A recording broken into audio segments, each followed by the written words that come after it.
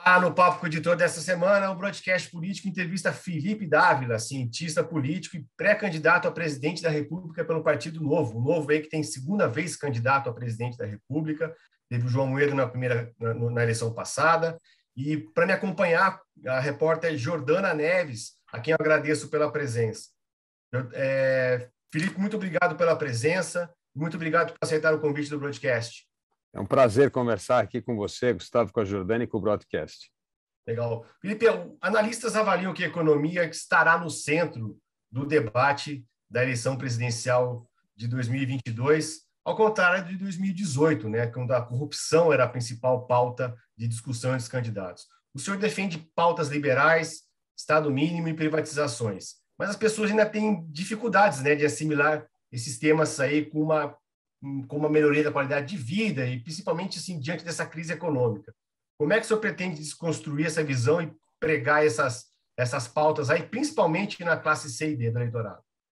Olha, Gustavo, nós vamos fazer isso conversando com as pessoas, mostrar que a estagnação econômica, o aumento da miséria e do desemprego é justamente porque nós temos uma das economias mais fechadas do mundo, incapaz de competir no comércio global, queda de produtividade, de competitividade, e isso está refletindo no nosso bolso. Primeiro, uma economia estagnada não traz oportunidade para as pessoas. Não é à toa que 70% dos nossos jovens querem ir embora do Brasil, porque um país que não cresce há 20 anos, o que você vai ficar fazendo aqui?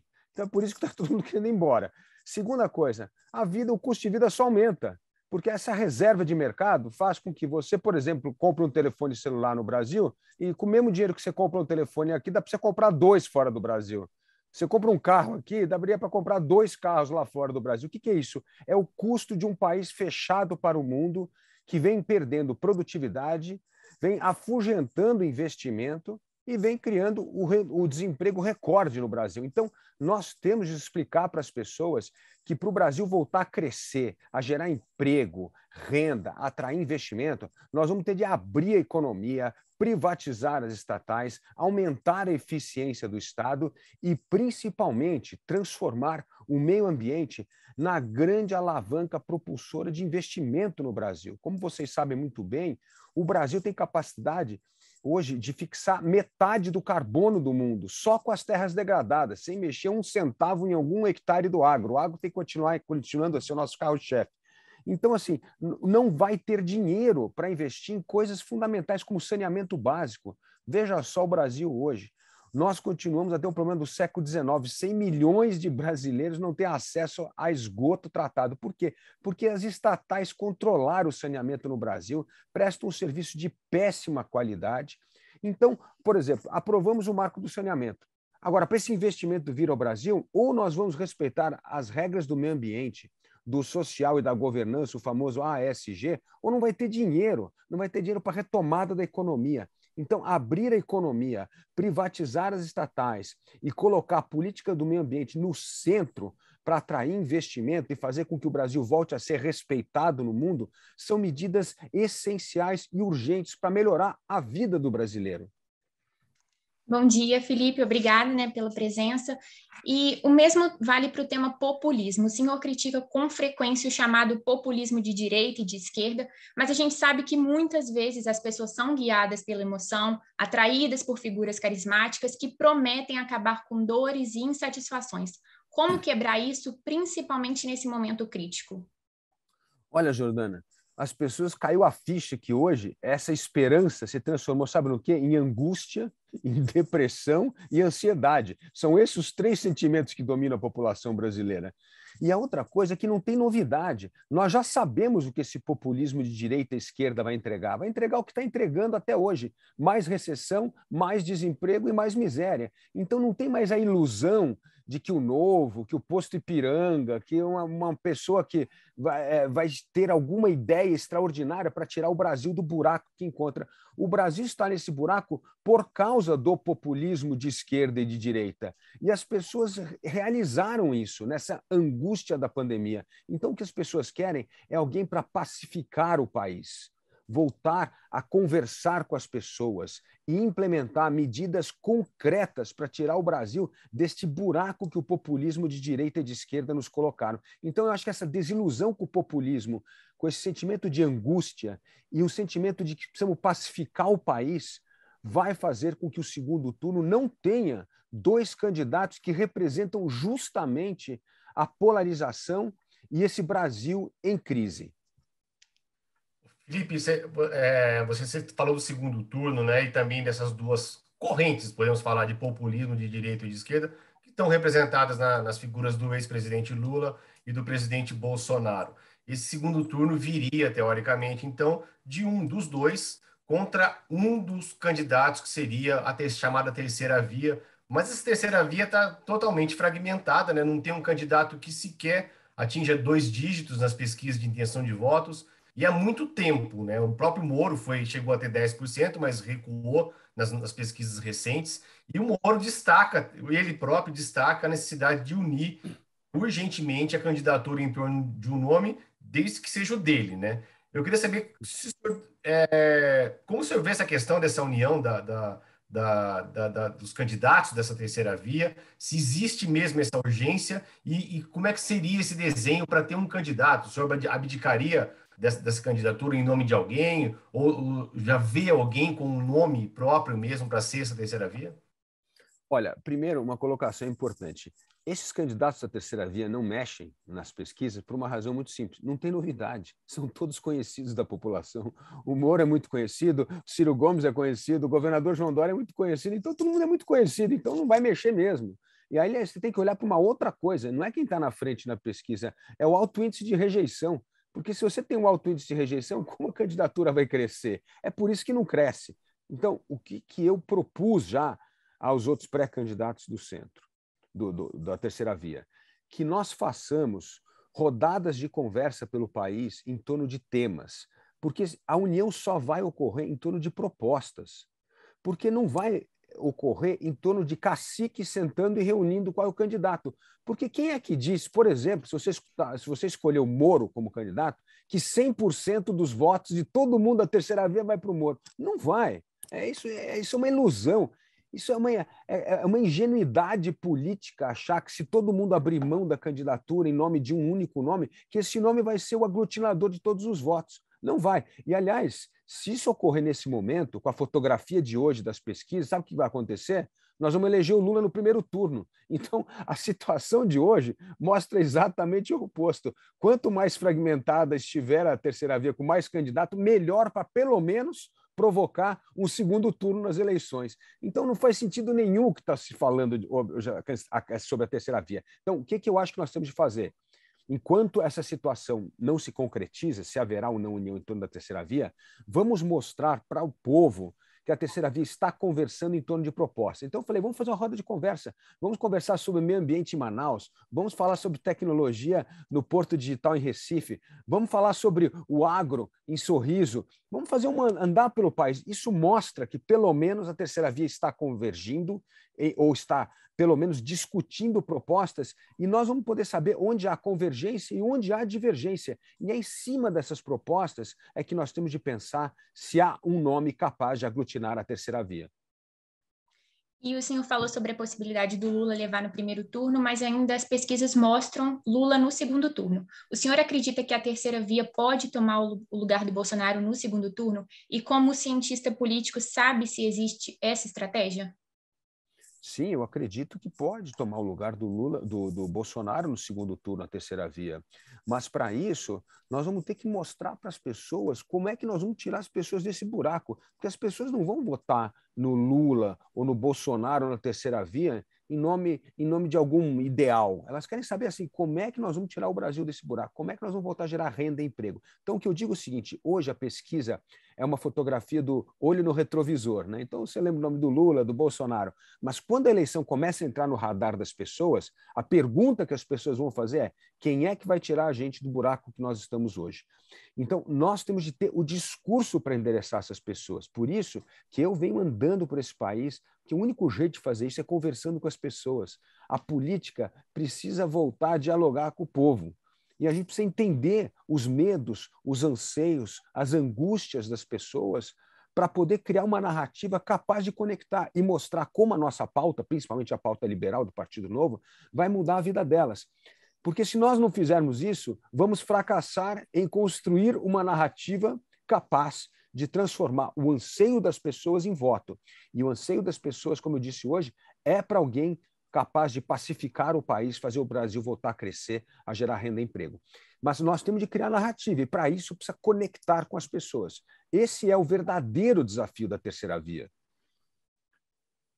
Legal. O Felipe, a gente conversou há algumas semanas, eu e a Jordânia, inclusive, aqui no Papo com o Editor, com o governador Romeu Zema, que é do seu partido, e ele falou que, ao contrário de 2018, ele vai fazer alianças políticas com outras legendas para disputar a reeleição em Minas Gerais, e fez uma ressalva, assim, que essa visão era de 2018 de não ter parcerias, é uma visão quase antipolítica, que o partido queria querendo se isentar do jogo político, e reforçou que é preciso jogar o jogo real da política, né? No começo da conversa, você falou sobre a questão de tentar se eleger, né, do presidente Bolsonaro, né? O presidente Bolsonaro se elegeu com um discurso exatamente nessa linha, de não ter parceria, de ser contra, de ter uma política liberal que acabou não conseguindo fazer, teve que se aliar ao Centrão. Eu queria saber, no caso de novo ter um presidente da República, como conciliar essa visão com a aliança política e com a pressão que vem do Centrão, né? O Centrão que basicamente governa aí no Legislativo, governa o país há muito tempo.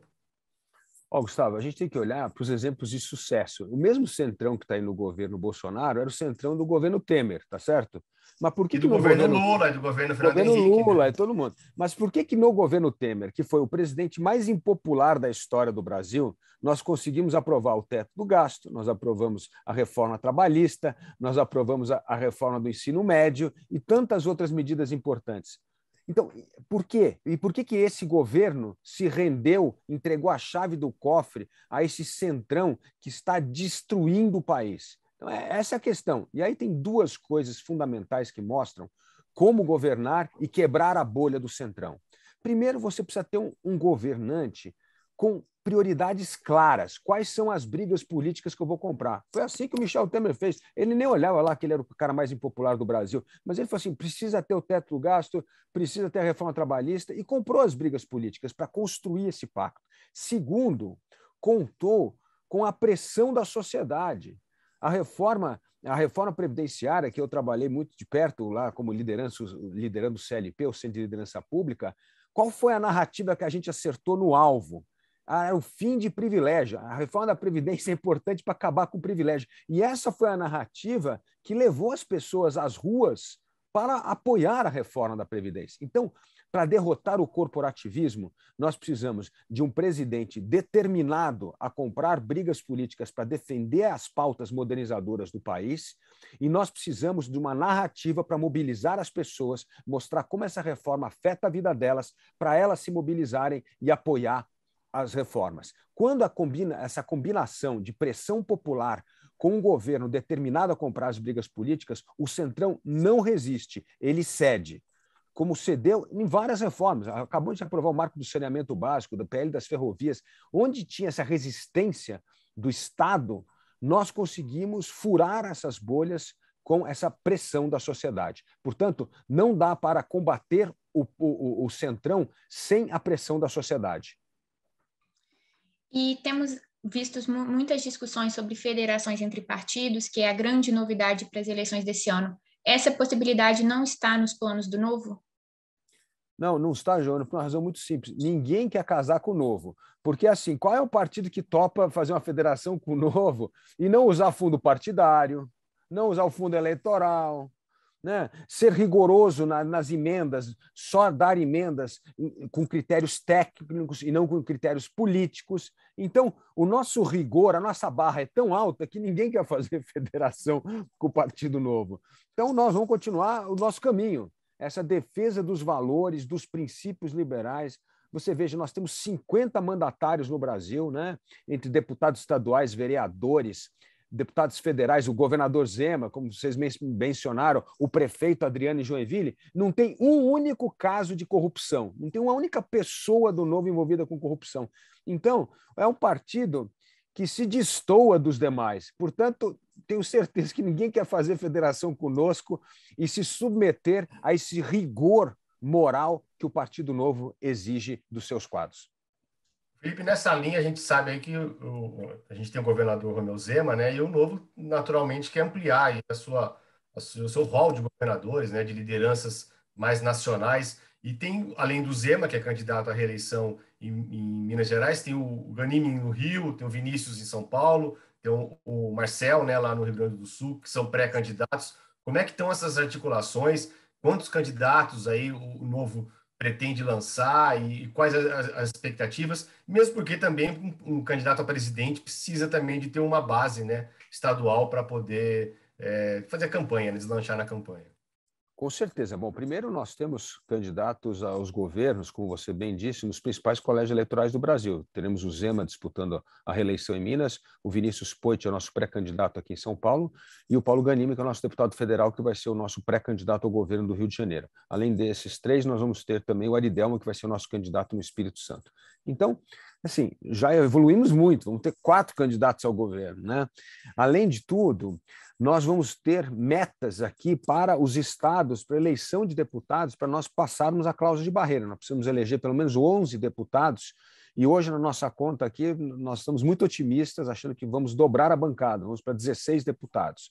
Então, certamente, essas eleições majoritárias são muito importantes para ajudar a eleger deputados estaduais e federais, né? Então, esse é o foco do Novo hoje, dobrar a nossa bancada, reeleger o governador Zema, eleger pelo menos mais 1 ou 2 governadores nessa briga e termos um candidato à presidência da República muito competitivo para ser este aglutinador da terceira via.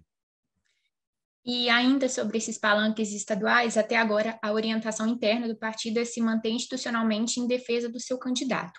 Mas vocês estudam liberar os candidatos para costurar seus palanques? É uma estratégia considerada porque o Zema se reuniu com o Moro, recebe afagos constantes do Bolsonaro. Então, isso está no radar do Novo? Olha, Jordana, o Zema já foi muito claro em todas as declarações. Assim, o meu candidato à presidência da República, o pré-candidato à presidência da República, é o pré-candidato do meu partido, que sou eu. Então, assim, ele está claro. Lógico que ele é cortejado por todo mundo, mas ele é muito cortejado justamente para essas alianças regionais. Então, alguns desses partidos querem se aliar ao Zema lá. E o Partido Novo também amadureceu durante esses anos e agora está revendo essa questão das alianças e provavelmente vai permitir, sim, que o governador Zema consiga fazer as alianças partidárias que ele precisa para disputar a reeleição. Então, não vejo isso abrir, porque o que acontece? Nós somos absolutamente contra o populismo. Nós achamos que o populismo está destruindo o Brasil e vai continuar afundando o Brasil, vai colocar a democracia em risco. Se nós tivermos mais uma vitória de qualquer um desses populistas, a democracia estará em risco no Brasil. Os direitos, as liberdades individuais. Olha aí, já estão falando de novo, o Lula já está falando de novo em controle social da imprensa. Inacreditável. Liberdade, cercear a liberdade de expressão, acabar com a reforma trabalhista. Então, assim, é a agenda do atraso. A agenda do atraso, no momento que o Brasil está hoje, é sim colocar a democracia em risco. Então, nós vamos ser contra qualquer um desses populistas. Nós vamos estar na trincheira da oposição, defendendo o Estado de Direito, a democracia, as liberdades individuais que estão sim correndo risco numa eventual vitória, seja de Lula ou de Bolsonaro. Eu vi que você cita recorrentemente nas redes sociais a posição contrária ao fundo eleitoral e ao financiamento público de campanha. Enfim, eu queria saber qual o modelo que o Novo e o senhor defende, já que antes já tinha um modelo de financiamento privado de campanhas, né, que trouxe todas as corrupções possíveis das campanhas, e tem esse financiamento público agora que foi uma saída encontrada para, teoricamente, evitar a corrupção que tinha no modelo de financiamento privado. Eu queria ver qual que é o modelo que o Novo defende e se esse modelo não privilegiaria partidos e candidatos mais ricos que possam aí ter campanha própria, enfim.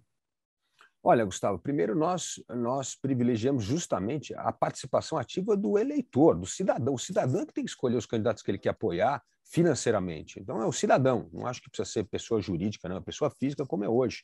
Isso vai fazer com que as campanhas fiquem muito, muito mais baratas, né? A segunda coisa é que existe limite, inclusive, você sabe muito bem a lei eleitoral hoje, que não pode, não, o candidato rico não pode ficar bancando sua campanha, só pode usar 10% do dinheiro. Então, assim, não é que tem bilhões, assim, não pode nem o que aconteceu na última campanha de 2018, como foi o caso do Henrique Meirelles, conseguiu bancar grande parte da campanha dele, nem pode mais isso. Então, assim, existem travas para a utilização de recurso em campanha. Então, essa história do cidadão apoiar, participar de candidatura é a democracia legítima, é assim que tem que ser.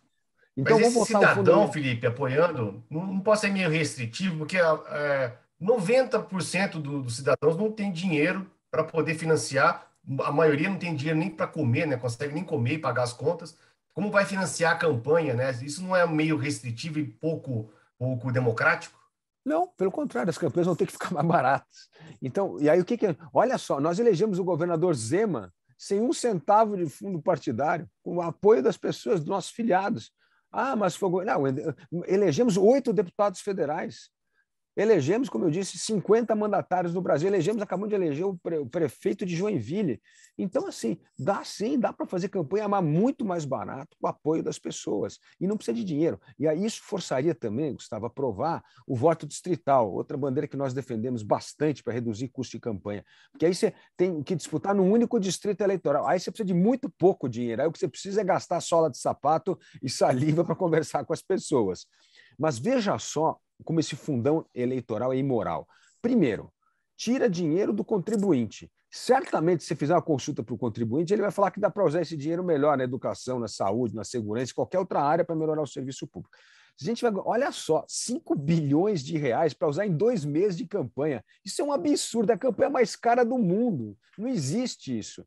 E a segunda coisa, isso que é pior, vai oligarquizar a política. Por quê? Porque não tem critério para a utilização desse dinheiro. Então, o que acontece? O dinheiro acaba indo para as campanhas que o presidente do partido decidir quem ele quer eleger. Então, quem vai eleger os representantes da nação daqui para frente, se nós continuarmos nessa toada, não é o povo, não. É o presidente do partido. Porque se eu falar que eu vou colocar 1 milhão na sua candidatura e vou dar 100 mil para a Jordana, quem é que vai ser eleito? Então, entendeu? Você vai ratificar a decisão do presidente do partido. Nós vamos voltar para a República do século XIX como do século XX. É o Partido Republicano Paulista, que você sentava lá numa mesa, decidia quem ia ser eleito, e você podia até viajar para Paris, que você voltava, estava eleito. Mas vai ser assim a eleição daqui para frente. Antes da Jordana fazer a última pergunta, Felipe, porque o Novo vai devolver, então, o dinheiro que tem direito ao fundo partidário? E como seria possível? Consegue devolver ou não? Porque não consegue. Nós temos lá na nossa conta o dinheiro parado, a gente não usa o dinheiro para nada, porque você não consegue devolver. Aliás, olha, veja que absurdo. O próprio Partido Novo, aí o Paulo Ganim, os deputados, estavam querendo utilizar a devolução desse dinheiro para atender emergências, como o caso de Petrópolis. Não, é vetado. Olha só, o dinheiro do contribuinte que você quer usar para melhorar a vida das pessoas numa emergência, não pode, não pode. Então, eu fico muito preocupado com essa oligarquização que vai acontecer com o fundo partidário. Porque aí o que vai acontecer, Gustavo? O dinheiro da pessoa física não vai fazer nem cosquinha na eleição. Quando você tem 5 bi, como é que você vai conseguir entrar num jogo que nós vamos arrecadar, sei lá, alguns milhões e os outros vão ter centenas de milhões? Então, já está criando um desequilíbrio tremendo. Então, nós temos de ter regras para igualar, é justamente disputar a preferência do eleitor, do cidadão. E voltando sobre a candidatura do senhor, o movimento em torno da escolha de vice na chapa tem sido visto como importante para fortalecer a candidatura, para agregar características que um candidato não tem e até amenizar deficiências. Enfim, o senhor já trabalha com algum nome? Poderia adiantar isso para a gente? Não, ainda não trabalho com o nome para vice. Isso, inclusive, eu acho que é o momento para deixar isso em aberto, porque se temos que negociar com outros candidatos da terceira via, talvez nós vamos ter que acomodar forças com as pessoas da terceira via para poder ter apoio de determinados partidos. Então, se você tiver uma chapa muito fechada agora, o que você vai negociar à frente? Então, é preciso esperar um pouco mais para ver se haverá essa união em torno da terceira via ou de alguns partidos da terceira via, e aí sim deixar essa vaga de vice para uma negociação futura. E se houver essa união, o senhor aceitaria ser vice de alguém, por exemplo? De quem? Não, eu digo o seguinte, se nós tivermos um candidato capaz de romper o populismo, nós temos de apoiar. E eu vou apoiar, eu vou ser o primeiro soldado desse candidato capaz de vencer o populismo. Mas eu acho que hoje o nosso grande problema é qual é o projeto da terceira via para o Brasil? É por isso que a terceira via não cresce. A terceira via não cresce porque nós não conseguimos mostrar qual é o projeto para o Brasil, como é que nós vamos tirar o Brasil da encrenca que nós estamos.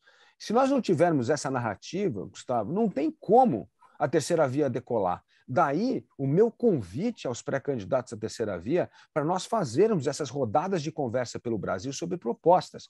Porque na hora que as pessoas entenderem que a terceira via tem, sim, projetos para tirar o Brasil desse lamaçal da estagnação, nós vamos continuar a conquistar votos e apoios. E aí, sim, a terceira via começa a crescer.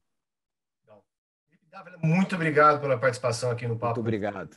Um grande prazer. Agradecer muito a Jordana, agradecer ao Bruno Nogueirão, que está fazendo a nossa ponte, e agradecer a todos que acompanharam mais um Papo com o Editor. E até a próxima semana de Carnaval, mas a gente vai ter um Papo com o Editor aqui. Até a próxima. Obrigado, Jordana, e obrigado, Gustavo. Obrigada.